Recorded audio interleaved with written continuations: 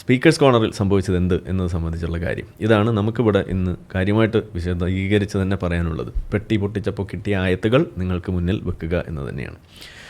ആയത്തുണ്ടോ? ആയത്തുണ്ട് എന്ന് തന്നെയാണ് ഇപ്പോഴും പറയാനുള്ളത്. ഇനി ടെക്നിക്കലി പറയുകയാണെങ്കിൽ ആയത്തുണ്ട്. ഓക്കെ, പിന്നെ എന്താ പറഞ്ഞത് എന്ത് എന്നൊക്കെ ഉള്ളത് വേറെ വിഷയം.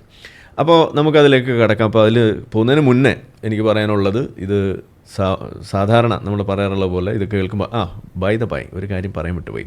Welcome to my viewers from London, പ്രത്യേകിച്ച് നമ്മളുടെ friends and new friends from Speakers' Corner, mister Adnan, പിന്നെ ഏതാണ് ദഅവ wise, many guys from there. Hello and welcome. So I am back home. ഇന്നലെ I thought yesterday I'll be reaching home, but no, I couldn't. So today is the day for my life. So from tomorrow onwards I'll be no, not from tomorrow, from Wednesday onwards I'll be available for any debates, so we can do that online. Yesterday I was still traveling and suffering from that kind of jet lag and other things, so not able to join for your live yesterday. Not yesterday, the day before yesterday, sorry. So that's the reason. Anyway, welcome to my channel. I have got a lot of I think more than 1,000-2,000 new subscribers, mostly from the west. Thanks for that, and thanks for uploading the video in no time. That made the things possible even before I reached home. I thought of uploading that when I reach home, but now what I feel is there's no need of releasing such a full video, but I will release it bit by bit with all the details and with all the things, but I'll be providing you the details, the evidence now. So you will get that from this video, and this will be cut into portions and will be uploaded separately so that you can view separately. Okay, so this is a whole live stream where I will be mostly taking a few callers as well, so it will be a bit longer for you to watch. So that's the reason why I will make it into shorter episodes, so you can watch there as well. So thank you so much for joining, and thank you so much letting me run away from there alive. So thank you so much. Now back to our live stream. Okay, അപ്പോൾ ഇതാണ് കാര്യം. അപ്പോൾ പറയുന്ന കാര്യങ്ങൾ കേൾക്കുമ്പോൾ കുരു പൊട്ടാൻ സാധ്യതയുള്ള ആളുകൾ, ഒഫൻഡഡ് ആവാൻ സാധ്യതയുള്ള ആളുകളൊക്കെ ഒന്നുകിൽ നിങ്ങൾ വല്ല ടോം ആൻഡ് ജെറിയൊക്കെ കണ്ട് സമയം കളയുക, അല്ലാന്നുണ്ടെങ്കിൽ തുടർന്ന് കണ്ട് ശീലാക്കുക. ഇതാണ് എനിക്ക് പറയാനുള്ളത്. സോ ഇതാണ് കാര്യം. ലണ്ടൻ മണ്ടൻ ഈസ് ബാക്ക്. ഓക്കെ, അപ്പോൾ ഇനി നമ്മൾ സ്വീകരിക്കുന്ന പേര് അതാണ്. ഹാർപിക് ഹുസൈൻ എന്നൊരു വശത്തുണ്ടെങ്കിൽ പോലും ബ്രാക്കറ്റിൽ ലണ്ടൻ മണ്ടൻ എന്നും കൂടി നമ്മൾ ഇനി ഉണ്ടാകും എന്നതാണ് നമുക്ക് പറയാനുള്ളത്. അപ്പോൾ എന്താണ് അവിടെ സംഭവിച്ചത്? ആളുകൾ പറയുന്നത് ഞാൻ പറഞ്ഞത് തെറ്റിപ്പോയി, അതുപോലെ ഇസ്ലാം എന്ന് പറയണമായിരുന്നു, അതല്ലെങ്കിൽ ഫിഖ് എന്ന് പറയണമായിരുന്നു, ഖുർആൻ എന്ന് പറഞ്ഞു എന്നൊക്കെയുള്ള രീതിയിലാണ് അത് കൊണ്ടുവന്നത്. സത്യത്തിൽ എന്താ പറഞ്ഞതെന്നുള്ളത് എനിക്കും നല്ല ധാരണയുണ്ട്. പിന്നെ അവിടെ എന്താ സംഭവിച്ചത് എന്നത് സംബന്ധിച്ചും നല്ല ധാരണ എനിക്കുള്ളതുകൊണ്ട് നമുക്കറിയാം അവിടെ എന്താണ് നമ്മൾ പറഞ്ഞതെന്നുള്ളത്. എന്നാൽ പോലും നിങ്ങൾക്ക് അതിൻ്റെ ഒരു ചെറിയൊരു ധാരണ കിട്ടാൻ ഇവർ തന്നെ അപ്ലോഡ് ചെയ്ത വീഡിയോയിൽ, അവർ തന്നെ പുറത്തുവിട്ട വീഡിയോയിൽ ഞാൻ എന്താ പറയുന്നത് എന്ന് നിങ്ങൾ തുടക്കത്തിലെ പറയുന്നത് എന്തെന്നുള്ളതൊന്ന് കേട്ടോളൂ, എന്നിട്ട് നമുക്ക് ബാക്കി പറയാം. In Islam, is there a rule that you can marry your child if that child is born out of wedlock? Haram. I'm saying haram. I've been studying Islam for 20 years. I'm saying it's absolutely, you're lying. You're lying against our faith. So-called ex-Muslims, so-called kafirs, they have nothing but lies against Islam. They have nothing to offer. You claimed you can show from the Quran. In Islam, is there a rule? അപ്പോൾ നമ്മുടെ ചോദ്യം ഇത്രയേ ഉള്ളൂ. In ഇസ്ലാം അങ്ങനെ ഒരു നിയമമുണ്ടോ എന്നാണ് ചോദ്യം. അതിനുശേഷം പിന്നെ നമ്മൾ സംഭാഷണം തുടരുന്ന ഈ തുടക്കഘട്ടങ്ങളിലെല്ലാം തന്നെ ഫിഖ്, ഇസ്ലാം ഇത് തന്നെയാണ് നമ്മൾ പറഞ്ഞുകൊണ്ടിരിക്കുന്നത്. പക്ഷേ അവരുടെ ആ പുറത്തുവിട്ട വീഡിയോയിൽ ഓഡിയോ ഇല്ല എന്നാണ്. പക്ഷേ ഓഡിയോ ഇല്ലാതെ തന്നെ നിങ്ങളെല്ലാം കേട്ട് മനസ്സിലാക്കിയ സ്ഥിതിക്ക് ഇനിയിപ്പോൾ ഞാൻ ഖുർആൻ എന്നാണ് പറഞ്ഞത് എന്ന് പോലും പറയേണ്ട കാര്യം എനിക്കില്ല. അതുകൊണ്ടാണ് നമ്മളത് പുറത്തുവിട്ടത്. അതാണ് ഞാൻ ഉദ്ദേശിച്ചതെന്ന് ഞാൻ പറയാൻ നിൽക്കാത്തത്. കാരണം എന്താണെന്ന് പറഞ്ഞു കഴിഞ്ഞാൽ ഇസ്ലാമിലെ ഒരു കാര്യമെന്ന് പറയുന്നത് ഖുർആനിൽ തന്നെ ഉണ്ടാകണമെന്ന് ഒരു നിർബന്ധമില്ല. അങ്ങനെ ഇല്ലാത്ത പല കാര്യങ്ങളും ഇന്നുണ്ട്. ഒരു ഉദാഹരണം പറഞ്ഞാൽ നിസ്കാരം, ഹജ്ജ്, നോമ്പ്, നിങ്ങളുടെ ഈമാൻകാരി ഇസ്ലാംകാരി എന്നൊക്കെ പറയുന്ന സാധനം പോലും ഖുർആനിലില്ല. ഇതൊക്കെ പിന്നെ നിങ്ങൾക്ക് എവിടെ നിന്നാണ് കിട്ടുന്നത്? ബാക്കിയുള്ള സ്ഥലങ്ങളിൽ നിന്ന് എണ്ണിപ്പെറുക്കി എടുത്ത് ചുട്ടുപെറുക്കി ഉണ്ടാക്കുന്നത്. ഇപ്പോൾ നിസ്കരിക്കാൻ 5 നേരം നിസ്കരിക്കണം എന്ന് ഖുർആനിലുണ്ടോ? ഇല്ല. പക്ഷേ നിങ്ങൾ നിസ്കരിക്കുന്നുണ്ട്. അപ്പോൾ എവിടെ നിന്നാണ് നിസ്കരിക്കുന്നത്? ഖുർആനിലുണ്ടോ എന്ന് ചോദിച്ചു കഴിഞ്ഞാൽ നിസ്കരിക്കൂ എന്നേ ഉള്ളൂ. എത്ര വക്ത് നിസ്കരിക്കണം എന്നില്ല. എന്ന് പറഞ്ഞ മാതിരി ഇതുപോലുള്ള ഓരോ വിഷയങ്ങൾ വരുമ്പോൾ അതിന് ന്യൂആൻസസ് ചർച്ച ചെയ്യുന്നത് തഫ്സീർ അതല്ലെങ്കിൽ അതിനപ്പുറത്തേക്കുള്ള കാര്യങ്ങളിലാണ് എന്നത് നമുക്കറിയാം. ഫിഖ് എന്ന് പറയുന്നത് ഇതിൽ ഞാൻ ഉപയോഗിക്കുന്ന വാക്ക് തന്നെ ഫിഖ് എന്നുള്ള വാക്ക് തന്നെയാണ്. അപ്പോൾ നമ്മൾ അവിടെ വാക്ക് ഫിഖ് എന്നുള്ള വാക്ക് ഞാൻ തന്നെ ഉപയോഗിച്ചിട്ടുണ്ട്. അതൊക്കെ നമുക്ക് വഴിയെ ഓരോ കഷ്ണമായിട്ട് നമ്മൾ റിലീസ് ചെയ്യുന്നതായിരിക്കും. നിങ്ങൾ പേടിക്കേണ്ട കാര്യമൊന്നുമില്ല എന്ന് ഞാൻ പറയുന്നത് അത് തന്നെയാണ്. കാരണം നമുക്ക് എന്താ സംസാരിച്ചെന്നുള്ളത്. പിന്നെ ലാസ്റ്റ് മൊമെൻറ്റിലേക്ക് എന്താ സംഭവിക്കുന്നതെന്ന് പറഞ്ഞു കഴിഞ്ഞാൽ ഇപ്പോൾ അറിയാലോ, നിങ്ങൾ വീഡിയോ കണ്ടിട്ടുണ്ടെങ്കിൽ അറിയാം, അതൊരു ആൾക്കൂട്ടമായിരുന്നു അവിടെ ഉണ്ടായിരുന്നത്. അതിൻ്റെ നടുവിലാണ് നമ്മൾ നിൽക്കുന്നത്, ഒച്ചയും ബഹളവും. അതിൻ്റെ പിന്നിൽ നിൽക്കുന്ന ചെറിയ പിള്ളേർ, മുസ്ലിം പിള്ളേർ, മുസ്ലിം പയ്യന്മാർ വന്ന് നമ്മളെ തെറിയാണ് മദർ ഫക്കർ എന്ന് വിളിച്ചുകൊണ്ടിരിക്കുകയായിരുന്നു ബാക്കിൽ നിന്നിട്ട്. ഇതാണ് അവിടുത്തെ ദീനി സഹോദരങ്ങളുടെ യഥാർത്ഥ തനിരൂപം എന്ന് പറയുന്നത്. ഇത് ബാക്കിൽ നമ്മൾ കേൾക്കുന്നു, ചുറ്റും നിൽക്കുന്ന ആളുകളിൽ നിന്ന് തെറിവിളികൾ നമ്മൾ കേൾക്കുന്നു. പിന്നെ ഇതുകൂടാതെ നമ്മളുടെ കൂടെയുള്ള ആളുകൾ പറയുന്നു, ആരിഫെ ഇവിടുന്ന് രക്ഷപ്പെട്ടോ, ഇവിടെ ആൾ കൂടുന്നുണ്ട്, ഇവിടെ പ്രശ്നമാകുന്നുണ്ട്. പ്രത്യേകിച്ച് ഈ സ്ഥലം സ്പീക്കേഴ്സ് കോർണറിൽ മുൻകാലങ്ങളിൽ കത്തിക്കുത്ത് വരെ നടന്നിട്ടുള്ള സ്ഥലമാണ്. എന്ന് വെച്ചാൽ ഈ പറയുന്ന ദീനി സഹോദരങ്ങൾ സമാധാനപൂർവ്വമായിട്ട് ചർച്ച ചെയ്യാൻ വരുന്ന ആളുകളുടെ മുന്നിൽ, അല്ലെങ്കിൽ ഇതുപോലുള്ള കാര്യങ്ങൾ പറയുന്ന ആളുകളുടെ മുന്നിൽ ഉത്തരം മുട്ടിക്കഴിയുമ്പോൾ അവരെന്താ ചെയ്യുക? അവർ കത്തി പുറത്തെടുക്കുന്നു, കുത്തുന്നു. ഹത്തുൻ ടാഷ് എന്ന് പറയുന്ന ഒരു ആൾക്കാണ് കുത്ത് മുന്നേ കൊണ്ടിട്ടുള്ളത്. ഇതേ സ്ഥലത്ത് വെച്ച് സ്പീക്കേഴ്സ് കോർണറിൽ വെച്ച് തന്നെ സംഭവിച്ചുള്ള കാര്യമാണ്. അപ്പോൾ നമുക്ക് ജീവനിൽ നമുക്ക് ശ്രദ്ധിച്ചാലേ പറ്റുള്ളൂ. അപ്പോൾ ഇത് മുൻകൂട്ടി കണ്ട ആളുകൾക്ക് ഇത് അറിയാവുന്നതുകൊണ്ട് ആളുകൾ എന്നോട് വന്ന് പറയുന്നു, ആൾ കൂടുന്നുണ്ട്, പ്രശ്നമാവുന്നുണ്ട്, വയലൻ്റ് ആവുന്നുണ്ട്, അഗ്രസീവ് ആവുന്നുണ്ട്, so we need to get out of here എന്ന് നമ്മളോട് ചെവിയിൽ വന്ന് പറയുന്നു. അപ്പോൾ അത് എനിക്ക് കേൾക്കാതിരിക്കാൻ കഴിയില്ല, കാരണം നമ്മളവിടെ വിസിറ്ററാണ്, അവിടെ ഉള്ള ആളുകളാണ് ഇത് നമ്മളോട് പറയുന്നത്. സോ അത് എനിക്ക് അനുസരിക്കണം, ഒന്നത്. രണ്ട്, ഈ പറയുന്ന ബാക്കിലുള്ള തെറിവിളികൾ കാര്യങ്ങൾ ഞാൻ കേൾക്കുന്നു. അപ്പോൾ സാഹചര്യം എന്തെന്നുള്ളത് എനിക്കും അറിയാം. മൂന്നാമത്തെ കാര്യം എന്ന് പറയുന്നത്, ഞാൻ അവിടെ വന്നിരിക്കുന്നത് ഒരു വിസിറ്റിംഗ് വിസയിലാണ്. സോ ഇതിൽ എന്തെങ്കിലും തരത്തിലൊരു അഗ്രഷൻ എന്തെങ്കിലും സംഭവിച്ച് മുന്നോട്ട് പോയി കഴിഞ്ഞാൽ എൻ്റെ ഭാഗത്ത് നിന്ന് ഏതായാലും ഉണ്ടാവാൻ പോകുന്നില്ല, നമ്മളങ്ങനെ ഒരു രീതിയല്ല. പക്ഷേ ഇവരുടെ ഭാഗത്ത് നിന്ന് ഉണ്ടാവുകയോ അതല്ലെങ്കിൽ അതിൻ്റെ പേരിൽ വല്ല പോലീസ് കേസോ ഉണ്ടായാൽ, നമുക്ക് വല്ല ട്രാവൽ ബാൻ വന്നു കഴിഞ്ഞാൽ ഇനിയും ഇസ്ലാം കുളം തോണ്ടിയ രാജ്യങ്ങൾ കാണാനുള്ളതാണ്. അപ്പോൾ നമുക്ക് യാത്ര മുടങ്ങും. അപ്പോൾ അതുകൊണ്ട് അവിടുന്ന് എത്രയും പെട്ടെന്ന് ഈ സംഗതി മതിയാക്കുക. അവരെ നമ്മൾ കൃത്യമായിട്ട് പറഞ്ഞു, നിങ്ങൾ നമ്മളുടെ ഓൺലൈൻ ചാനലിലേക്ക് വരുന്നു, ബാക്കി കാര്യങ്ങൾ അവിടെ നമ്മൾ ചർച്ച ചെയ്യുന്നു എന്ന് പലതവണ പറഞ്ഞു. എന്നിട്ടാണ് നമ്മൾ അവിടെ നിന്ന് പോരുന്നത്, അല്ലാതെ നമ്മൾ അവിടെ നിന്ന് ഓടിയിട്ട് മുങ്ങിയിട്ടൊന്നുമില്ല. ഇതാണ് ഒന്നാമത്തെ കാര്യം. ഇനി അതുകൂടാതെ ഇതിൻ്റെ തെളിവുകൾ വിടുമെന്ന് പറയുന്നു. തെളിവുകൾ ഇപ്പം നമ്മൾ പുറത്തേക്ക് വിടാൻ പോകുന്നു. ഓൾറെഡി അതൊക്കെ വിട്ട് കഴിഞ്ഞു. സത്യം പറഞ്ഞു കഴിഞ്ഞാൽ ഞാനിവിടെ ഇടാൻ പോകുന്ന എല്ലാ കാര്യങ്ങളും നിങ്ങൾ ഓൾറെഡി കണ്ടു കഴിഞ്ഞ കാര്യങ്ങളാണെന്നുള്ളതല്ല. ഇത് ഇവിടുത്തെ നാട്ടിലെ മയിൽക്കുറ്റികൾ പോലും വിളിച്ച് പറയുന്ന ഹദീസുകളായിട്ടും ഫിഖ്ഹായിട്ടും മദ്ഹബായിട്ടും ഷാഫിയായിട്ടും ഹൈത്തമിയായിട്ടൊക്കെ മാറിക്കഴിഞ്ഞിരിക്കുന്നു എന്നുള്ളത്. ഇനിയിപ്പോൾ ഇതിന് വലിയ പ്രസക്തിയൊന്നുമില്ല, ആ തലത്തിലേക്ക് എത്തിക്കഴിഞ്ഞു എന്നുള്ളതാണ്. ഇതാണ് സത്യത്തിൽ ഇവിടെ സംഭവിച്ചിരിക്കുന്നത്. അപ്പോൾ എന്നാലും പിന്നെ ഞാൻ പറഞ്ഞതാണല്ലോ, ആയത്ത് പെട്ടിന്ന് പൊട്ടിക്കും എന്നുള്ളത്. അപ്പോൾ നമ്മളത് ഒന്ന് ചെയ്യുക എന്നുള്ളതാണ്. ഇനി ഈ സംഭാഷണം ഇത് നടക്കുന്ന സമയത്ത് നമ്മൾ കൂടെയുള്ള ആളോട് ഞാൻ പറഞ്ഞു, ഇത് തുടങ്ങുന്നതിന് തൊട്ട് മുന്നേ തന്നെ ഞാൻ പറഞ്ഞു, അതായത് നമ്മുടെ ലക്ഷ്യം എന്താണ്? ഇവരുടെ എക്കോ ചേമ്പറിലേക്ക് നമ്മൾ കയറുക, ഒന്ന്. രണ്ട്, ഈ സംഭാഷണം നമ്മൾ ഓൺലൈനിൽ തുടരാനുള്ളൊരു സംവിധാനം ഉണ്ടാക്കുക. മൂന്ന്, ഈ തരത്തിലുള്ള ഓൺലൈൻ സംവാദങ്ങളിലൂടെ ഇസ്ലാമിനെ കൂടുതൽ എക്സ്പോസ് ചെയ്യുക. ഇതാണ് നമ്മുടെ ലക്ഷ്യം എന്ന് ഞാൻ പറഞ്ഞു. അന്ന് അത് പറയുമ്പോൾ ആൾ ശരി നോക്കാം എന്ന് പറയുകയും, പിന്നീട് ഈ സംഭവ കോലാഹലങ്ങളൊക്കെ ഉണ്ടായതിന് ശേഷം ആൾ എനിക്ക് അയച്ച മെസ്സേജിൽ പറഞ്ഞു, ഫോൺ വിളിച്ചപ്പോൾ പറഞ്ഞ കാര്യം ഇതാണ്, നിങ്ങൾ അന്ന് പറഞ്ഞപ്പോൾ ഇത്രയും ഞാൻ വിചാരിച്ചില്ല, ഇതാണല്ലേ നിങ്ങളുടെ ഉദ്ദേശം എന്ന് അവിടെ നിന്ന് പറയുന്ന കാര്യം. ഇത് തന്നെയാണ് നമ്മൾ ഉദ്ദേശിച്ചത്. ഇസ്ലാമിൽ ഏത് വിഷയം നിങ്ങൾക്ക് പുറത്തേക്ക് എടുത്തിട്ട് കഴിഞ്ഞാലും അതിനകത്ത് ഏതെങ്കിലും തരത്തിൽ അതിൻ്റെ ഒരു വലിയ വശം അതിനകത്ത് ചർച്ചയാക്കാനുള്ള വഴിയുണ്ട് എന്നുള്ള കൃത്യമായ ബോധ്യം എനിക്കുണ്ട്. അതിൻ്റെ അടിസ്ഥാനത്തിൽ തന്നെയാണ് നമ്മളിത് ചെയ്യുന്നത്. അപ്പോൾ ഇത് നമ്മൾ എക്സ്പോസ് ചെയ്യാനുള്ള വഴിയായിട്ട് കണ്ടു. ഇവിടെ കാലങ്ങളായിട്ട് ഈ പറയുന്ന മുസ്ലിങ്ങളായിട്ടുള്ള ആളുകൾ, ഇവിടെ ഒരുപാട് ആളുകൾ മതം വിടുന്നു. ക്രിസ്ത്യാനികൾ മതം വിടുന്നു, ഹിന്ദുക്കൾ മതം വിടുന്നു, ജൂതന്മാർ മതം വിടുന്നു, അങ്ങനെ പല ആളുകളും മതം വിടുന്നു. പക്ഷേ ആരെങ്കിലും ഒരു മതം വിട്ടു എന്നതിൻ്റെ പേരിൽ നീയൊക്കെ അമ്മയും പെങ്ങളെയും പോയിക്കാൻ വേണ്ടിയിട്ടല്ലടാ മതം വിട്ടത് എന്ന് പറയുന്ന പണി ഇവിടുത്തെ മുസ്ലിങ്ങൾ മാത്രമേ എടുക്കാറുള്ളൂ. ആര്? മുസ്ലിങ്ങൾ. അത് ഇവിടുത്തെ ക്രിസ്ത്യാനികൾ ചോദിക്കാറില്ല, വിശ്വാസികളായിട്ടുള്ളവർ. അത് ഇവിടുത്തെ ഹിന്ദുക്കൾ ചോദിക്കാറില്ല, വിശ്വാസികൾ. അത് ഇവിടുത്തെ ജൂതന്മാർ ചോദിക്കാറില്ല, ജൈനന്മാർ ചോദിക്കാറില്ല, ഷിൻഡോ മതക്കാർ ചോദിക്കാറില്ല, ജിംബൂബ മതക്കാർ ചോദിക്കാറില്ല. പക്ഷേ കാക്കമാർ ചോദിക്കാറുണ്ട്. അപ്പോൾ മതം വിട്ട ആളുകളുടെ മുഖത്ത് നോക്കിയിട്ട് നീയൊക്കെ അമ്മയും പെങ്ങളും പോയിക്കാൻ വേണ്ടിയിട്ടല്ലടാ മതം വിട്ടത്, നീയൊക്കെ അമ്മയും പെങ്ങളും പോയിക്കുന്നില്ലടാ എന്ന് ചോദിച്ച ആളുകൾ ഇന്നിപ്പോൾ നമ്മളോട് ചോദിക്കുന്നത് എന്താണെന്നറിയോ? നീ മുസ്ലിം ആയിരുന്നപ്പോൾ നീ ഉമ്മാനെ പോയിച്ചിരുന്നോ എന്നാണ് ചോദിക്കുന്നത്. അതാണ് കളി. എന്ന് വെച്ചാൽ ഇനി ഉസ്താദുമാർ അല്ലെങ്കിൽ കുട്ടികൾ അതല്ലെങ്കിൽ ഇതുപോലെ മുസ്ലിങ്ങളായിട്ടുള്ള കാക്കമാർക്ക് ഈ സ്വന്തം ഇന്ത്യയുടെ മുഖത്ത് നോക്കിയിട്ട് അമ്മയും പെങ്ങളും പോയിച്ചാനല്ലടാ എന്ന് ചോദിക്കാനുള്ള ആ ഫ്യൂസ് നമ്മൾ അങ്ങോട്ട് ഊരി. ഇതാണ് ഉണ്ടായത്. ഇനി അത് ചോദിക്കില്ല. ഇനി ഏതെങ്കിലും ഒരു കാക്കാൻ അത് ചോദിച്ചാൽ തിരിച്ച് ചോദ്യം വരും. എന്താണ് ആ ചോദ്യം? നീ ആദ്യം നിൻ്റെ കിതാബിലുള്ള തള്ളേനെയും പെങ്ങളെയൊക്കെ പോയിക്കുന്നതിൻ്റെ കാര്യം അത് തീരുമാനാക്കുക. സ്വന്തം മോളെ കെട്ടണ കാര്യം നീ ആദ്യം തീരുമാനാക്കുക. എന്നിട്ട് മതി സ്വന്തം ഇന്ത്യയുടെ മണ്ടയ്ക്കിട്ട് കൊട്ടണത്, അതിൻ്റെ തലയിലേക്ക് കയറുന്നത് എന്ന് പറയാനുള്ള നല്ല അത്യുഗ്രൻ ആയുധമാണ് നിങ്ങളുടെ കയ്യിലേക്ക് ഞാൻ വെച്ച് തന്നിട്ടുള്ളത്. ഇനി അങ്ങനെ തന്നെ നമ്മൾ പറയുള്ളൂ. കുറച്ച് കാര്യങ്ങൾ നമ്മൾ സ്വയം പൊക്കി പറഞ്ഞില്ലെങ്കിൽ ശരിയാവില്ല എന്നുള്ള ഒരു ഘട്ടത്തിലും കൂടിയാണ് നമ്മൾ എത്തി നിൽക്കുന്നത്. കാരണം എന്താ വെച്ചാൽ അത് ഇവിടുത്തെ സ്വന്തം ഇന്ത്യക്കാർ തന്നെയാണ് കേട്ടോ. ചില സ്വന്തം ഇന്ത്യക്കാരല്ല, ചില മുക്കാൽ മുസ്ലിങ്ങൾ എന്ന് വിളിക്കുന്നതായിരിക്കും നല്ലത്.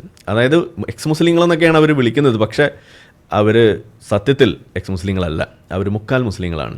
അതിന് ഉദാഹരണമാണ് ഒന്ന് നമ്മുടെ ലിയാഖത്ത് അലി, അതേപോലെ മറ്റ് ചില ആളുകൾ, ഒരുപാട് ആളുകളുണ്ട്. ഇവരുടെയൊക്കെ പ്രശ്നം എന്താണെന്ന് പറഞ്ഞു കഴിഞ്ഞാൽ, നിങ്ങൾ ഉപേക്ഷിച്ച മതം, ആ മതത്തിലൊരു കാര്യം എന്ന് പറയുമ്പോൾ അയ്യോ വിശ്വാസികൾക്ക് നോവുന്നേ, അങ്ങനെയൊന്നും പറയല്ലേ, ഇങ്ങനെ പറഞ്ഞിട്ട് നിലവിളിക്കുന്ന കുറേ വാണങ്ങളെന്ന് തന്നെ നമ്മൾ പറയണം. ഇതുപോലുള്ള ആളുകളാണ് അവിടെ ഉള്ളത്. ഈ തരം ആളുകൾ സത്യത്തിലുള്ള കാലത്തോളം ഇവർ ഈ പറയുന്ന അവസരമുണ്ടായിട്ട്, ഇങ്ങനെ ഇതിനെ എക്സ്പോസ് ചെയ്യാനുള്ള അവസരം ഉണ്ടായിട്ട്, തങ്ങളൊരു അമ്മയും പെങ്ങൾ ഭോഗിയാണെന്ന് സമ്മതിച്ച് കൊടുത്താൽ പോലും വേണ്ടില്ല, മുസ്ലിങ്ങൾക്ക് വേദനിക്കരുത് എന്ന് തരത്തിലുള്ള നിലപാടെടുക്കുന്ന ഒരു അളിഞ്ഞ അവസ്ഥ കാണുമ്പോൾ ഇത് പറയാതെ നിവൃത്തിയില്ല. ഇതാണ് ഞാൻ പറയുന്നത്. അവരുടെ കാര്യം നിങ്ങൾ വിട്ടേക്കുക. പക്ഷേ ഇത് കേൾക്കുന്ന എക്സ് മുസ്ലിങ്ങളായവരോ അതല്ലെങ്കിൽ മറ്റേതെങ്കിലും സ്വതന്ത്രചിന്തകരായിട്ടുള്ള ആളുകൾക്കോ കൃത്യമായിട്ട് ഉപയോഗിക്കാൻ കഴിയുന്ന ഒരു ആയുധമാക്കിയിട്ട് ഞാനത് മാറ്റിയിട്ടുണ്ട്. അത് നിങ്ങൾക്ക് ഇനി ഇവിടെ നിന്ന് അങ്ങോട്ട് ഉപയോഗിക്കാം. നിങ്ങൾ ഉപയോഗിച്ച് നോക്കുക, കൃത്യമായിട്ട് ഉപയോഗിക്കുക. നിങ്ങളുടെ കയ്യിൽ സാധനങ്ങൾ എത്തിയിരിക്കുകയല്ലേ, അതല്ലേ ഇനി നിങ്ങളുടെ കയ്യിലിരിക്കുന്ന ആയുധമായിട്ട് മാറാൻ പോകുന്നത്. നിങ്ങൾ അവർ പറയുന്ന സമയത്ത് അവരോട് തിരിച്ചൊറ്റ കാര്യം ചോദിക്കുന്നുള്ളൂ, നിങ്ങളുടെ കിതാബിൽ ഷാഫി പറഞ്ഞിട്ടില്ലേ, ഹൈത്തമി പറഞ്ഞിട്ടില്ലേ, സ്വന്തം മകളെ വ്യഭിചാരത്തിൽ പറഞ്ഞാൽ കെട്ടാം എന്ന് പറഞ്ഞിട്ടില്ലേ എന്ന് ചോദിക്കുമ്പോൾ അത് മകളല്ലല്ലോ എന്നൊക്കെ പറയുന്ന ആളുകളെയൊക്കെ ആയിരിക്കും നിങ്ങൾ ഇനി കാണാൻ പോകുന്നത്. ഇതാണ് ഇവിടുത്തെ അവസ്ഥ. ആ തലത്തിലേക്ക് കാര്യങ്ങൾ നമ്മൾ ഇവിടെ കൊണ്ടെത്തിച്ചിരിക്കുന്നു എന്നത് തന്നെയാണ് ഇതിൻ്റെ ഏറ്റവും പ്രധാനപ്പെട്ട കാര്യം. ഏതായാലും ഇങ്ങനെയൊക്കെയുള്ള സാഹചര്യത്തിൽ ഇതൊക്കെ ഉണ്ടെങ്കിൽ ഇത് വളരെ കൃത്യമായിട്ട് തിരിച്ചറിഞ്ഞിട്ട്, നമ്മളെ തെറി പറഞ്ഞിട്ടാണെങ്കിലും അതിൽ ഉയർന്ന് എഴുന്നേറ്റ് വന്ന് കാര്യങ്ങൾ വൃത്തിക്ക് ആളുകളിൽ കൂടുതൽ എത്തിക്കാൻ വേണ്ടിയിട്ട് ശ്രമിച്ച ജബ്ബാർ മാഷിക്ക് നമ്മളെന്തായാലും ഒരു കയ്യടി നമ്മൾ കൊടുക്കണം തന്നെയാണ് ഞാൻ പറയാം. അത് ഇവിടെ സംഭവിച്ചിട്ടുണ്ട്. ജബ്ബാർ മാഷ് ആ വിഷയത്തിൽ പല വീഡിയോകളും അതുപോലെ കുറിപ്പുകൾ വിട്ടുകൊണ്ട് ഈ വിഷയത്തിൻ്റെ ഗൗരവം ആളുകളിലേക്ക് എത്തിക്കാൻ ശ്രമിച്ചിട്ടുണ്ട്. നമ്മളോടുള്ള വിയോജിപ്പൊക്കെ മാഷ് ഒരു വശത്ത് പറയുകയും അതൊക്കെ മാറ്റി വെച്ചുകൊണ്ട് തന്നെ മാഷ് ഈ വിഷയത്തിൽ പറയാനുള്ള കാര്യങ്ങൾ പറഞ്ഞു എന്നതിന് നമുക്കൊരു കയ്യടി കൊടുത്തേ പറ്റുള്ളൂ. അത് ഇവിടെ നമ്മൾ കൊടുക്കുകയാണ്. അപ്പോൾ ഇതാണ് അവിടെ നമ്മൾക്ക് കൊടുക്കാനുള്ള കയ്യടിയുടെ കാരണം. അപ്പോൾ അത് ജബ്ബാർ മാഷിക്കുള്ളതാണ്. ഓക്കെ, ഇനി നമ്മൾ ആയത്തിലേക്ക് പോകുന്നതിന് മുന്നേ 2-3 സമ്മാനങ്ങൾ കൂടി നമുക്ക് പ്രഖ്യാപിക്കാനുണ്ട്. ഈ ഒരു വിഷയം ഇപ്പം മൊത്തത്തിലൂടെ സംഭവിച്ച സമയത്ത് ഈ വിഷയം എക്സ്പ്ലെയിൻ ചെയ്ത് അതല്ലെങ്കിൽ ഇതിനെ നമ്മളെ തേച്ചൊട്ടിക്കാൻ വേണ്ടിയിട്ടൊക്കെ ഇറങ്ങി തിരിച്ചപ്പോൾ ഇതിനകത്ത് സത്യത്തിൽ വിജയികളായ 3 ആളുകളുണ്ട്, പിന്നെ 2 ഹൂറി പരാമർശമുള്ള ആളുകൾ. ഇതാണ് നമുക്കിവിടെ പറയാനുള്ളത്. 1ാം സമ്മാനം ഗോസ് ടു ആരാണ്? നമ്മളുടെ ഷുഹൈബുൽ ഹൈത്തമി. അതായത് ഇങ്ങനൊരു സംഭവമില്ല. ഏതെന്ന് പറഞ്ഞു കഴിഞ്ഞാൽ നമ്മളെ പണ്ട് മറ്റേ ഉസ്താദ് പറഞ്ഞു 6 വയസ്സ് 6 വയസ്സാണോ 10 വയസ്സല്ലേ എന്ന് ചോദിച്ച മാതിരി ഖുറാനാണോ ഫത്തുൽ മുഈൻ അല്ലേ എന്ന് ചോദിക്കുന്ന അവസ്ഥയിലേക്ക് കാര്യങ്ങൾ കൊണ്ടെത്തിക്കുകയും ഷാഫിയല്ലേ പറഞ്ഞത് ഖുർആനല്ലല്ലോ പറഞ്ഞത് എന്നൊക്കെ പറയുന്ന അവസ്ഥയിലേക്ക് കൊണ്ടെത്തിച്ച് അതിനകത്തുള്ള കാര്യങ്ങൾ വളരെ വൃത്തിയായിട്ട് പറഞ്ഞു. നമ്മളൊരു വേണ്ടപ്പെട്ട കുടുംബക്കാരി ഇത് എനിക്ക് അയച്ചു തന്നു. കാലങ്ങളായിട്ട് നമ്മളോട് മിണ്ടാറൊന്നുമില്ല, ഒരു തെറ്റിദ്ധാരണയുടെ പുറത്ത് പോട്ടെ. എന്നാൽ ഇത്ര നാൾ നമ്മളോട് മെസ്സേജ് ഒന്നും അയച്ചില്ല. ഈ വിഷയം വന്നപ്പോൾ എനിക്ക് മെസ്സേജ് അയച്ചു, അതെ നീ തോറ്റപ്പോൾ സന്തോഷമായിരുന്നു. അപ്പം ഞാൻ ഈ സാധനം ഇട്ട് കൊടുത്തു. പിന്നെ ആൾ അതിനെക്കുറിച്ച് മിണ്ടിയിട്ടില്ല കേട്ടോ. ഇതിൽ കൃത്യമായിട്ട് ഇസ്ലാമിലുള്ള കാര്യമാണ് നമ്മൾ പറയണത്. ഓക്കെ, അത് ഇസ്ലാമിലെ ഖുർആനിൻ്റെ അടിസ്ഥാനത്തിൽ തന്നെ, വാചകങ്ങളുടെ അടിസ്ഥാനത്തിൽ തന്നെ പറയുന്ന കാര്യമാണ്. ഏതാ വാചകം എന്നുള്ളത് വരുന്നുണ്ട്, വിശ്വാസികൾ വെയിറ്റ് ചെയ്യുക. ഓക്കെ, ഇതാണ് ഷാഫി കർമ്മശാസ്ത്രത്തിൽ വ്യഭിചാരം വഴി ഉണ്ടായ പെൺകുട്ടിയെ വിവാഹം ചെയ്യാവുന്നതാണ്. Note the point. വ്യഭിചാരം വഴി പിറന്ന കുട്ടിയെ വിവാഹം ചെയ്യാവുന്നതാണ്, പെൺകുട്ടിയെ എന്ന് വെച്ചാൽ സ്വന്തം മോള്.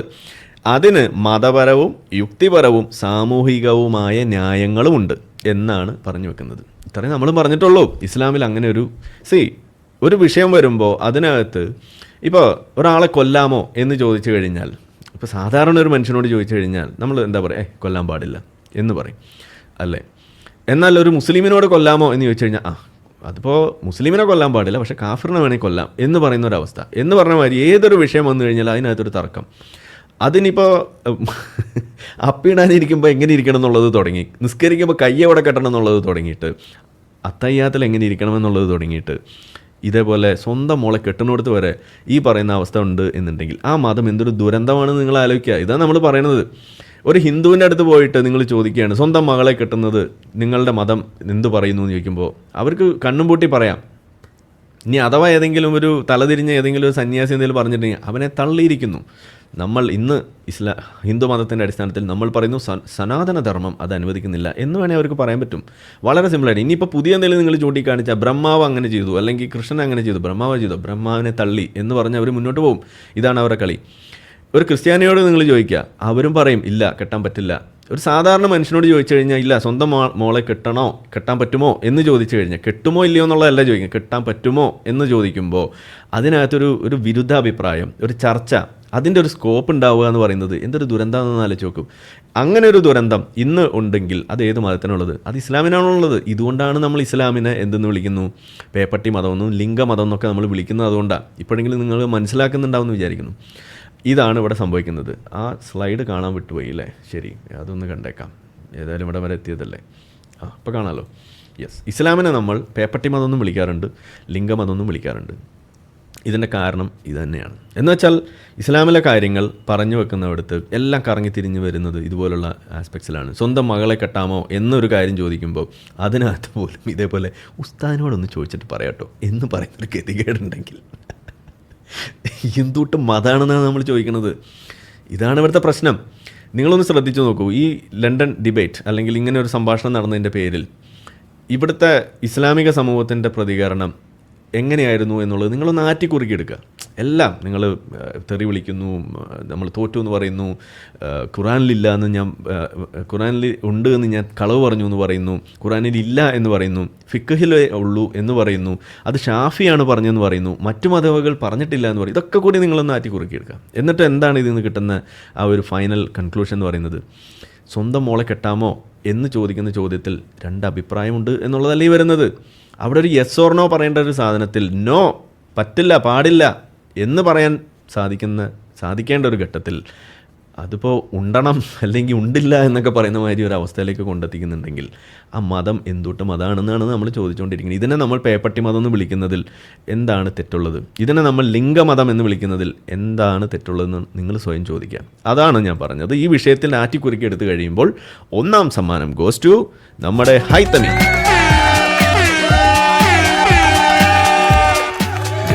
അപ്പോൾ ഹൈതമികയാണ് നമ്മൾ ഒന്നാം സമ്മാനം കൊടുത്തിരിക്കുന്നത്. നമ്മുടെ പണി വളരെ എളുപ്പമാക്കിക്കൊണ്ട് വളരെ കൃത്യമായിട്ട് ഇത് എഴുതി സെൻറ്റൻസ് ഇങ്ങനെ എഴുതി. ഇനി ഇത് ഇവിടുന്ന് അങ്ങോട്ട് മയിൽക്കുറ്റികൾ പറയാൻ പോകുന്ന സ്ക്രീൻഷോട്ടാണ്, നിങ്ങളൊന്ന് എടുത്തു വെച്ചോളൂ.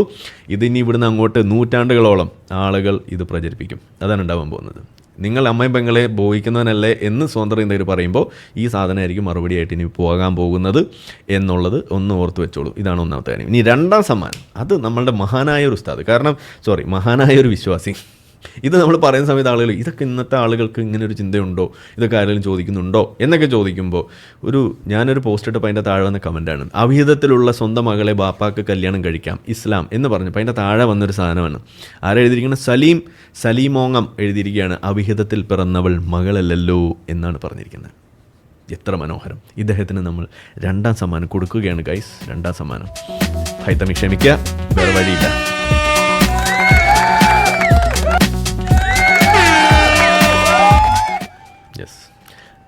ഇതൊക്കെ കണ്ട് നമ്മൾ വിജൃംഭിച്ച് പോവാണ്. ആളുകൾ ചോദിക്കണേ, ഇങ്ങനെ ചിന്തിക്കുന്ന വിശ്വാസികളോ? ഇങ്ങനെ ചിന്തിക്കുന്ന ഒരു ഹിന്ദുവിനെ നിങ്ങൾക്ക് കാണാൻ കഴിയില്ല, ഇങ്ങനെ ചിന്തിക്കുന്ന ഒരു ക്രിസ്ത്യാനിയെ നിങ്ങൾക്ക് കാണാൻ കഴിയില്ല, ഇങ്ങനെ ചിന്തിക്കുന്ന ഒരു സ്വതന്ത്ര ചിന്തകനെ നിങ്ങൾക്ക് കാണാൻ കഴിയില്ല. ഇതാണ് നമ്മൾ പറയുന്നത്. പക്ഷേ ഇങ്ങനെ ചിന്തിക്കുന്ന ഒരു മുസ്ലിമിനെ നിങ്ങൾക്ക് കാണാൻ കഴിയുമെന്നുള്ളിടത്താണ് പേപ്പട്ടി മതമാകുന്നത്.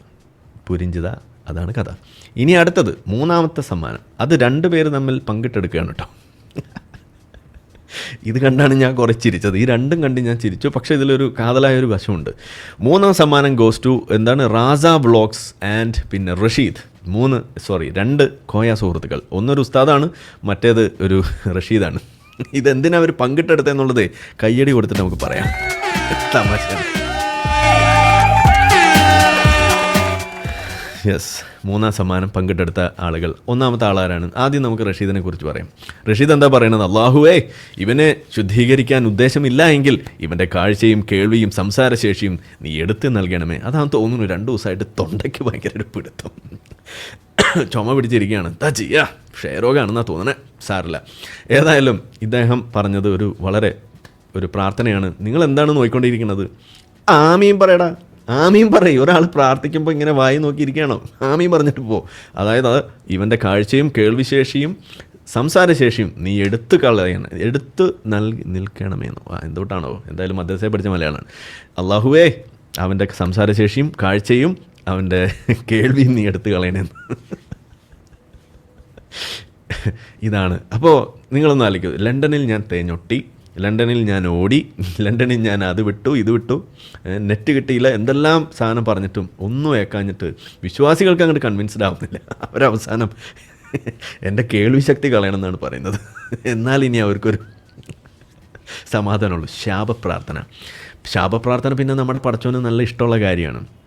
എനിക്ക് തോന്നുന്നു ഈ പ്രാർത്ഥനയ്ക്ക് ഉത്തരം കൊടുക്കാൻ വേണ്ടി പോയതുകൊണ്ടാകണം ഇന്നലെ പടച്ചോൻ റോഹിംഗ്യയിലുള്ള കുറച്ച് മുസ്ലിം അഭയാർത്ഥികളെ ഇങ്ങനെ ബോട്ടിൽ ഉന്തിത്തള്ളിക്കൊണ്ട് പോകുന്നത്. ഒന്ന് അങ്ങോട്ട് തിരിഞ്ഞ് ആരിഫ് ഹുസൈൻ്റെ ശബ്ദശേഷി കളയാൻ വേണ്ടി ഇച്ചിരി കിച്ചിട്ട് കൊടുക്കാൻ വേണ്ടി ഒന്ന് തിരിഞ്ഞാണ് അവരവിടെ വെള്ളത്തിൽ മുങ്ങി 500 പേര് അവിടെ വെള്ളത്തിൽ മുങ്ങി മരിക്കുന്ന അവസ്ഥ ഉണ്ടായി. ഇതാണ് നമ്മുടെ ലോകത്ത് നടക്കുന്നത്. അപ്പോൾ ഒന്ന് ആലോചിച്ച് നോക്കൂ, ലോകത്ത് എന്തെല്ലാം പ്രശ്നങ്ങളുണ്ട്. പടച്ചോൻ്റെ പണി എന്താണ്?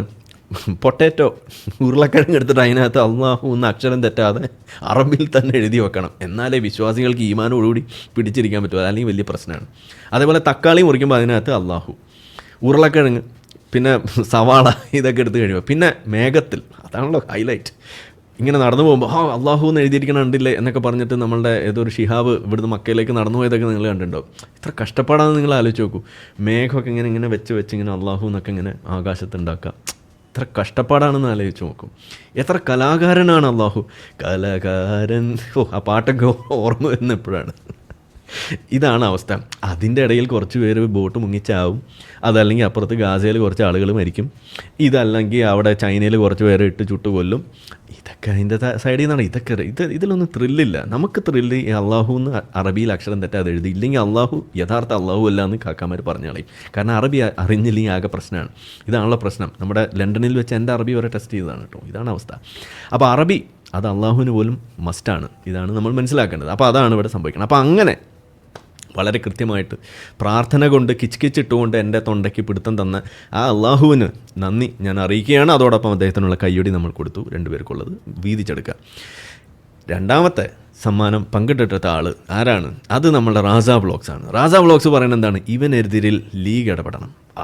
അടിപൊളി. അവസാനം ഇനിയിപ്പോൾ ലീഗിനെ ഇറക്കും, നമ്മൾ ലീവിന് വിളിക്കും, എന്നാൽ ഞാൻ മറ്റേതിറക്കട്ടെ എന്ന് നമ്മളെ സാധാരണ ട്രോളന്മാരിടുന്ന സാധനം. എന്താണത്? നമുക്ക് മതനിന്ദ സാധനം ഇറക്കണം, ഇവനെ നമുക്ക് പൂട്ടണം. എടോ ചെങ്ങായിമാരെ, നിങ്ങൾ നമ്മളെ തോപ്പിച്ചു. അതായത് കണ്ട പാകിസ്ഥാനികൾ വരെ നമ്മൾ തോപ്പിക്കുന്നു, എന്നിട്ട് നിങ്ങൾക്ക് തോപ്പിക്കാൻ പറ്റും. ഇത് പറയണത് ഒരു ഉസ്താദാണ്. എന്നാൽ ഈ ഉസ്താദ് മുന്നോട്ട് വന്നിട്ട് അത് ആരിഫ് പറഞ്ഞത് ഇന്ന കാരണങ്ങൾ കൊണ്ട് തെറ്റാണ്, ഇങ്ങനെയൊന്നുമില്ല, ഇത് സംഭവം ഷാഫി പറഞ്ഞിട്ടൊന്നുമില്ല, ഷാഫി പറഞ്ഞ് മനസ്സിലായി, അറബി വായിക്കാത്തന്നെ അറിയാത്തതിൻ്റെ പ്രശ്നമാണ്, അല്ലെങ്കിൽ ഇതാണ് എന്തെങ്കിലുമൊക്കെ പറഞ്ഞിട്ട് ഇങ്ങനൊരു സംഭവമേ ഇല്ല, ഇത് മകളെ പൂശാമോ എന്ന് ഒരു ചോദ്യം ചോദിച്ചാൽ അതിനകത്ത് നോ എന്നാണ് ഇസ്ലാമിലെ ഉത്തരം എന്ന് അസന്നിഗ്ധമായിട്ട് പ്രഖ്യാപിച്ചുകൊണ്ട് നമ്മളെ, അല്ലെങ്കിൽ എക്സ് മുസ്ലിങ്ങളെ മൊത്തത്തിലും എന്നെയും ഒക്കെ പൂട്ടാനുള്ള ഒരു സുവർണാവസരം ഉണ്ടായിട്ട് അത് ചെയ്യേണ്ട ആളല്ലേ സത്യത്തിൽ ഈ പറയുന്ന ഉസ്താദുമാർ? തലയെക്കെട്ട് ഈ പൊറോട്ട കെട്ടും കെട്ടി നടക്കുന്നത് നിങ്ങൾ എന്തുട്ടിനാ പിന്നെ എന്ന് നമ്മൾ ചോദിക്കണതാണ്. അത് ചെയ്യാതെ നിങ്ങളെ കൊണ്ട് പണിയെടുക്കാൻ പറ്റാണ്ടാവുമ്പോൾ അവസാനം കുറേ വിശ്വാസികളെ വിളിച്ച് ഇറക്കി വിട്ട് തെറി വിളിക്കാൻ ഏൽപ്പിച്ചിട്ട് എന്നിട്ട് അതും നടക്കണില്ല എന്ന് കാണുമ്പോൾ അവസാനം വന്നിട്ട് അള്ളാഹുവിനോട് പ്രാർത്ഥിക്കാൻ ശാപപ്രാർത്ഥന ഇറക്കാനും ആളെ ഏൽപ്പിച്ചിട്ട് അതും നടക്കുന്നില്ല എന്ന് കാണുമ്പോൾ എന്നാൽ പിന്നെ ഞാൻ മറ്റേതിറക്കട്ടെ എന്ന് ചോദിക്കുന്ന അവസ്ഥ. ഇതല്ലേ ഇവിടുത്തെ കഥ, ഇതല്ലേ ഇവിടെ ഉണ്ടായത്. അപ്പോൾ എൻ്റെ പൊന്നു റാസാ വ്ളോഗിനോട് എനിക്ക് പറയാനുള്ളത്, നിങ്ങൾ ഈ പരിപ്പ് വേവില്ല. കാരണം എന്താണെന്ന് വെച്ചാൽ ഇത് ഇന്ത്യയാണ്, ഇത് മഹാഭാരതമാണ് എന്ന് നമ്മൾ പറയുന്നത് അതുകൊണ്ടാണ്. കാരണം ഭാരതത്തിൽ അഭിപ്രായ സ്വാതന്ത്ര്യമുണ്ട്, മതവിമർശനം നടത്താനുള്ള അവകാശവുമുണ്ട്. ഇനി അഥവാ നിങ്ങൾ എന്തെങ്കിലുമൊക്കെ പറഞ്ഞ് കോടതി കയറ്റിയെന്ന് വിചാരിക്കാം, സാധനം നമ്മൾ അവിടെ എത്തിക്കും. അതിനുവേണ്ടി തന്നെയാണ് നമ്മൾ കാത്തിരിക്കുന്നത്. അപ്പോൾ നിങ്ങൾക്ക് പറ്റുമെങ്കിൽ ഒന്നുകിൽ നമ്മൾ കോടതിയിൽ കേസ് കൊടുത്ത് അവിടെ എത്തിക്കാൻ നിങ്ങൾ ശ്രമിക്കുക. അല്ല എന്നുണ്ടെങ്കിൽ നമ്മൾ ഉത്തരം തന്ന് നമ്മളെ ഉത്തരം മുട്ടിക്കുക. ഇതിലേതെങ്കിലും ഒന്നല്ലേ നിങ്ങൾ ചെയ്യേണ്ടത്. ഇത് ചെയ്യാതെ മുസ്ലിം ലീഗിനെ ഇറക്കി കളിക്കുന്നൊക്കെ പറയുമ്പോൾ ഇനി പോട്ടെ, മുസ്ലിം ലീഗ് ഇടപെടാമെന്ന് പറയുന്നു. ഇപ്പോൾ ഇവിടെ ഹിന്ദു മത വിമർശനം നടത്തുന്നു, അല്ലെങ്കിൽ അംബേദ്കർ മനുസ്മൃതി കത്തിക്കുമ്പോൾ ഇവിടുത്തെ ഹിന്ദുക്കളായിട്ടുള്ള ആളുകൾ പറയാണ് BJP ഇറക്കണം, BJP ഇറക്കി നമ്മൾ ഇവരെ നേരിടും എന്ന് പറഞ്ഞാൽ നിങ്ങൾ എന്തായിരിക്കും അതിനെക്കുറിച്ച് പറയുക? അതെ, ഹിന്ദുരാഷ്ട്രം വരുന്നു എന്ന് പറയുന്ന ഒരു സാധനമായിട്ടല്ലേ ഇത് മാറുക. അപ്പോൾ ഹിന്ദു ഒരു ഐഡൻറ്റിറ്റി, അത് വെച്ചുകൊണ്ടുള്ള പൊളിറ്റിക്സ്, അത് മുൻനിർത്തിക്കൊണ്ട് നിങ്ങൾ ഒരു സ്വയരക്ഷയ്ക്ക് വേണ്ടി ഇറങ്ങിത്തിരിക്കുമ്പോൾ അത് ഒരു മതരാഷ്ട്രവാദമായിട്ടും, അതൊരു മതരാഷ്ട്രത്തെ നമ്മൾ കൂട്ടുപിടിച്ചുകൊണ്ട് ഒരു കാര്യം ഒരു സംഗതി നേടാൻ വേണ്ടി ശ്രമിക്കുന്നതായിട്ട് നിങ്ങൾക്ക് കാണാൻ കഴിയുമെങ്കിൽ അത് ഹിന്ദു രാഷ്ട്രവാദമാണ് എന്ന് നിങ്ങൾക്ക് പറയാൻ കഴിയുമെന്നുണ്ടെങ്കിൽ ഈ ഉസ്താദ് പറഞ്ഞത് മതരാഷ്ട്രവാദമല്ലേ എന്നാണ് ഞാൻ ചോദിക്കുന്നത്. ഇതാണ് മതരാഷ്ട്രവാദം, ഇതാണ് ഈ ഉസ്താദ് നടത്തിയിരിക്കുന്നത്. എന്ന് വെച്ചാൽ ഇസ്ലാമിൽ മതം വിമർശിക്കപ്പെടുക, അല്ലെങ്കിൽ ഇതുപോലെയുള്ള അപ്പോസ്റ്റസി അത് നടത്തുന്ന ആളുകൾ, മതനിന്ദ നടത്തുന്ന ആളുകൾക്കുള്ള ശിക്ഷ എന്താണെന്നാണ് ഇസ്ലാം പഠിപ്പിക്കുന്നത്? അവനെ കൊന്നുകളയുക, കുരിശിലേറ്റുക, നാട് കടത്തുക, കൈകാലുകൾ വിപരീത ദിശയിൽ വെട്ടിക്കളയുക, ഇഞ്ചാതി സാധനങ്ങളാണ് ഈണത്തിൽ എഴുതി വെച്ചിരിക്കുന്നത് അറബിയിൽ. അത് മലയാളത്തിൽ ആർക്കും അറിയില്ലാത്തതുകൊണ്ട് ആർക്കും അത് മനസ്സിലാവില്ല. ജോസഫ് മാഷ കൈ വെട്ടിയത് നിങ്ങൾ കണ്ടിട്ടുണ്ടാവും. ഇതാണ് അവിടെ സംഭവിക്കുന്നത്. അപ്പോൾ ഇതിനെ കൂട്ടുപിടിക്കുകയാണ് ഇവർ പറഞ്ഞു വരുന്നത്. എന്ന് വെച്ചാൽ മതരാഷ്ട്രവാദത്തിലേക്ക് എത്തുന്നു. ഇത് അപകടമാണ്. അപ്പോൾ സംഗതി തമാശയായിട്ടാണെന്നുണ്ടെങ്കിൽ നമ്മൾ ഇതിങ്ങനെ അവതരിപ്പിച്ചതെന്നുണ്ടെങ്കിലും ഇതിൽ ഗൗരവമായ കാര്യം ഇത് തന്നെയാണ്. അപ്പോൾ ഈ പറയുന്ന വിഷയം മൊത്തം ആറ്റിക്കുറിക്ക് എടുത്തു കഴിയുമ്പോൾ ഞാൻ തോറ്റു, എന്നെ തേച്ചൊട്ടിച്ചു എന്നാണെന്നുണ്ടെങ്കിൽ എന്തിനാണ് ലീഗ് ഇടപെടുന്നത്? എന്തിനാണ് ഈ ശാപപ്രാർത്ഥന? ഇതാണ് എനിക്ക് ചോദിക്കാനുള്ളത്. അപ്പം ഞാൻ തോറ്റിട്ടില്ലേ? ഇല്ലേ, എനിക്കറിയാൻ പാടില്ല. തോൽക്കാനുള്ളൊരാഗ്രഹം കൊണ്ടാണ്. തോൽപ്പിക്കാൻ പറ്റുമോ സാർ? നമ്മളെ വീഡിയോ കണ്ടുകൊണ്ടിരിക്കുന്ന ആളുകൾ ചാനൽ സബ്സ്ക്രൈബ് ചെയ്തിട്ടില്ല എന്നുണ്ടെങ്കിൽ അത് ചെയ്ത് നമ്മളെ സപ്പോർട്ട് ചെയ്യുക. മറ്റു രീതിയിൽ സപ്പോർട്ട് ചെയ്യാൻ ആഗ്രഹിക്കുന്ന ആളുകൾക്ക് അതിൻ്റെ ഡീറ്റെയിൽസ് ഡിസ്ക്രിപ്ഷനിലുണ്ട്. നിങ്ങളുടെ ഓരോ ലൈക്കും ഷെയറും അതുപോലെ കമൻ്റ് ഇടുന്നതും ഇതിൽ ഈ വീഡിയോ അതിൻ്റെ താഴെ വരുന്ന കമൻറ്റുകൾക്ക് നിങ്ങൾ പ്രതികരിക്കുന്നതെല്ലാം തന്നെ വീഡിയോയുടെ റീച്ച് കൂടുന്നതിന് വലിയ തോതിൽ ഉപകാരപ്പെടുന്ന സംഗതിയാണ്. അപ്പോൾ അതുകൊണ്ട് അതിൽ നിങ്ങൾ ഏർപ്പെടണം എന്നും കൂടി ഞാൻ അഭ്യർത്ഥിക്കുകയാണ്. മറ്റുള്ള രീതിയിലുള്ള സപ്പോർട്ട് തുടർന്നും നിങ്ങളുടെ ഭാഗത്തുനിന്നുണ്ടാവും എന്ന് പ്രതീക്ഷിക്കുന്നു.